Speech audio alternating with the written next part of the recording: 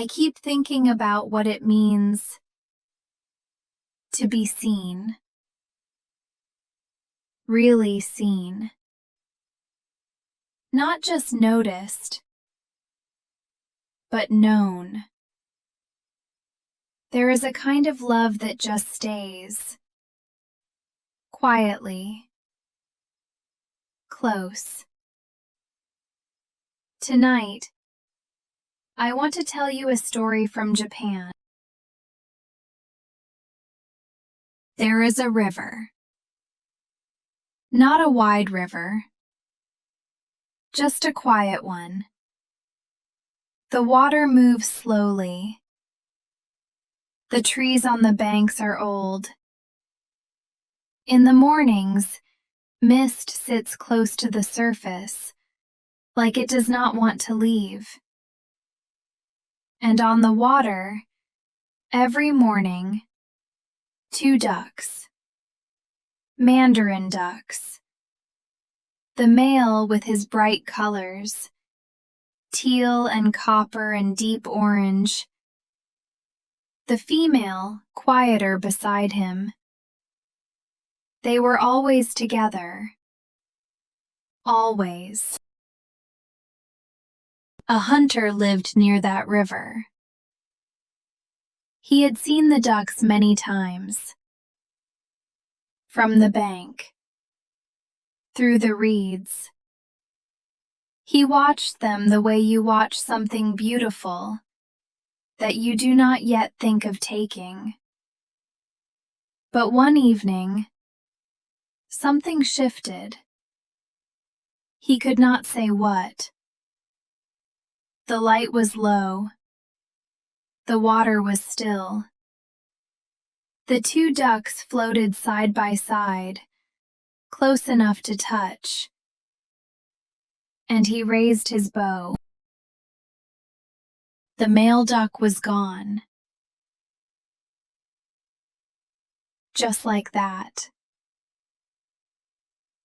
The river was the same. The reeds were the same. The light was the same. But the water held only 1 duck now. She did not fly away. She did not call out. She just stayed there. On the water. In the place where they had always been. She was still there the next morning. Swimming slowly. In small circles near the bank. The hunter saw her from a distance. He did not raise his bow. There was something about the way she moved. Not frantic. Not lost.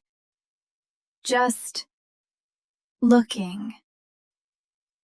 As if she were still expecting him to come back. That night, the hunter slept. The room was quiet. The moon was high. The paper screens glowed faintly silver. And then, without a sound, he was not alone. He did not hear a door open.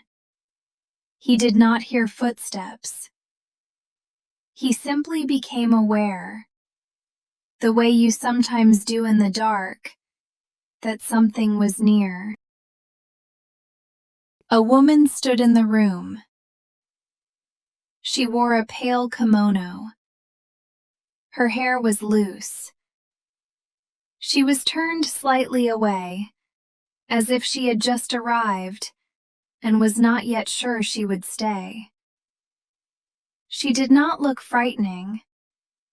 She looked the way grief looks, when it has nowhere left to go. She turned to face him, and she spoke. Her voice was quiet, like water moving under ice.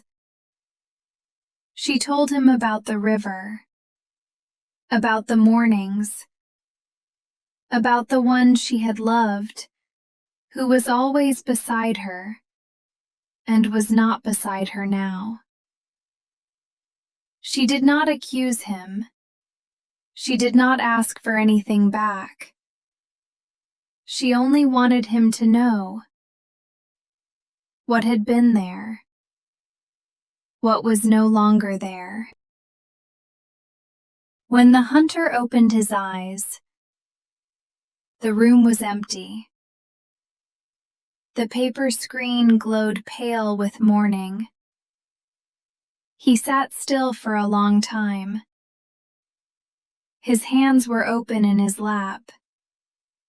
He looked at them as if he were seeing them for the first time.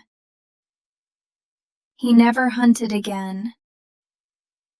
Not because he was afraid, not because of a rule, just because of what she had said. Quietly, in the dark. The river was still there.